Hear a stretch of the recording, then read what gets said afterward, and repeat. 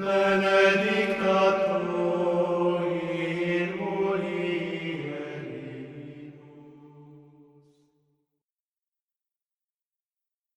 A reading from Dom Guéranger's The Liturgical Year. January 26th, Saint Polycarp, Bishop and Martyr. Amidst the sweetness he is enjoying from the contemplation of the Word made flesh, John, the beloved disciple, beholds coming towards him his dear Polycarp, the angel of the church of Smyrna, all resplendent with the glory of martyrdom. This venerable saint has on his soul the fervent love that made him say in the amphitheatre, when asked by the proconsul to curse his divine master, 86 years have I served him, and he has never done me any wrong. Nay, he has laden me with kindness.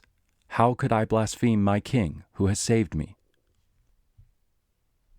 After having suffered fire and the sword, he was admitted into the presence of this king, his Savior, in reward for the 86 years of his faithful service, for the labors he had gone through in order to maintain faith and charity among his flock, and for the cruel death he endured. He was a disciple of St. John the Evangelist, whom he imitated by zealously opposing the heretics who were then striving to corrupt the faith. In obedience to the command of his holy master, he refused to hold intercourse with Marcion, the heresiarch, whom he called the firstborn of Satan. This energetic adversary of the proud sect that denied the mystery of the Incarnation wrote an admirable epistle to the Philippians, in which we find these words: "Whosoever confesses not that Jesus Christ came in the flesh is an antichrist." Polycarp, then, had a right to the honor of standing near the crib, in which the Son of God shows himself to us in all his loveliness, and clothed in flesh like unto our own.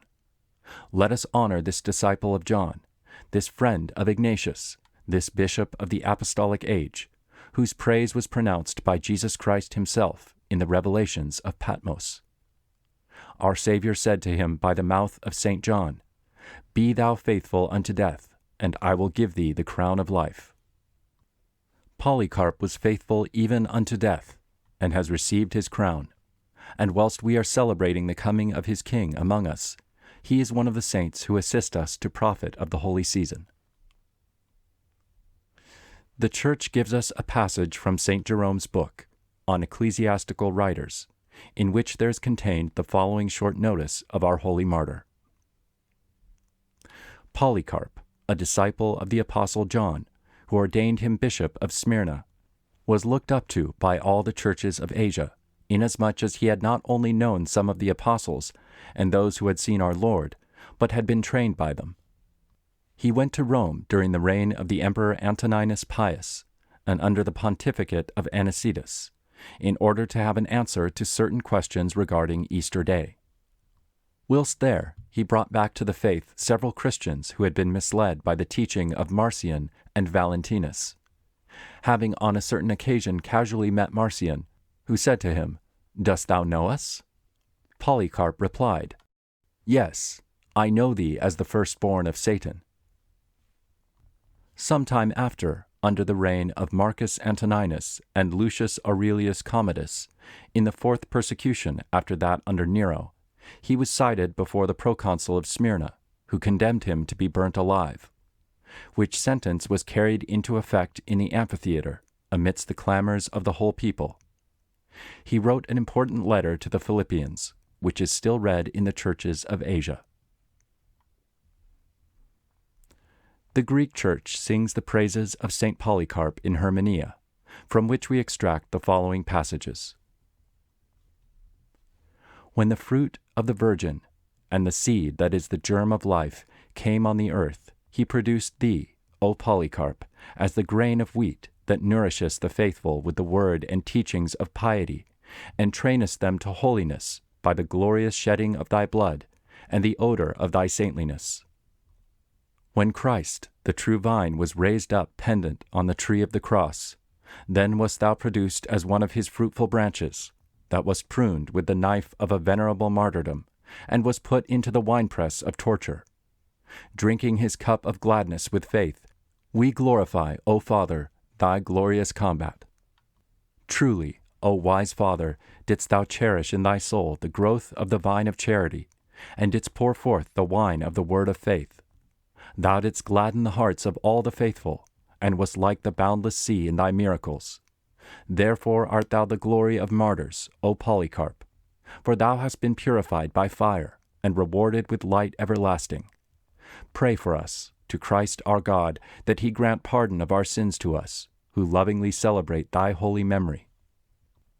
Walking in uprightness, and showing thyself a son of light and peace, thou didst unmask Marcion, the firstborn of night. O glorious Polycarp, by thy undaunted soul thou didst overcome the burning fire, like unto the 3 children who quenched the furnace with dew. And in the midst of the flames thou wast unconsumed, and didst cry out, Blessed art thou, O God of our fathers. Religiously didst thou cultivate the mystical garden of Christ, and thou thyself, the spiritual victim, wast offered to God an acceptable and perfect sacrifice, a victim most fruitful, O thrice blessed Polycarp.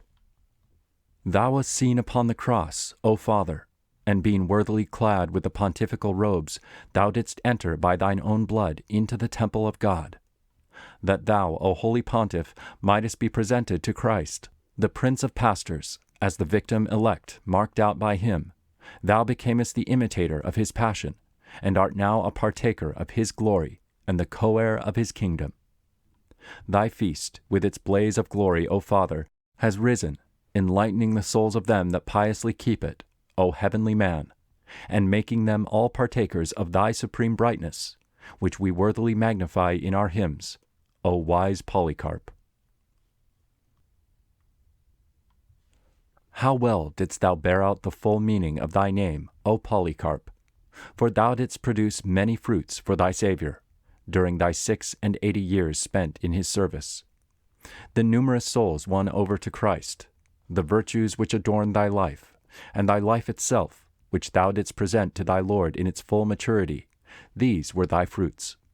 And what happiness was thine, to have received instruction from the disciple that leaned upon Jesus' breast. After being separated from him for more than 60 years, thou art united with him on this day of thy martyrdom, and thy venerable Master receives thee in a transport of joy. Thou adorest with him the divine babe, whose simplicity thou hadst imitated during life, and who was the single object of thy love. Ask of him for us, that we too may be faithful unto death. Fertilize by thy prayers, now that thou art throned in heaven, the vineyard of the Church, which when on earth thou didst cultivate by thy labors, and water with the blood of thy glorious martyrdom. Re-establish faith and unity in the churches of Asia, which were founded by thy venerable hand. Hasten, by thy prayers, the destruction of that degrading slavery of Mohammedanism, which has kept the East in bondage so long, because her once faithful children severed themselves from Rome by the great schism of Byzantium. Pray for the Church of Lyons, which regards thee as its founder, through the ministry of thy disciple Pothinus, and takes itself so glorious a share in the apostolate of the Gentiles, by the work of the propagation of the faith. Watch over the purity of our holy faith, and preserve us from being deceived by false teachers. The error which thou didst combat, and which teaches that all the mysteries of the Incarnation are but empty symbols, has risen up again in these our days. There are Marcions, even now, who would reduce all religion to myths, and they find some few followers. May thy powerful prayers rid the world of this remnant of so impious a doctrine. Thou didst pay homage to the apostolic chair, for thou too wouldst see Peter, and didst journey to Rome in order to consult its pontiff on questions regarding the interests of thy church of Smyrna. Defend the rights of this august see, whence alone are derived both the jurisdiction of our pastors and the authoritative teachings of the faith. Pray for us, that we may spend the remaining days of this holy season in the contemplation and the love of our newborn King. May this love, accompanied with purity of heart, draw down upon us the merciful blessings of our God, and at length, after our course is run, obtain for us the crown of life. End of the reading for January 26th, Saint Polycarp, Bishop and Martyr.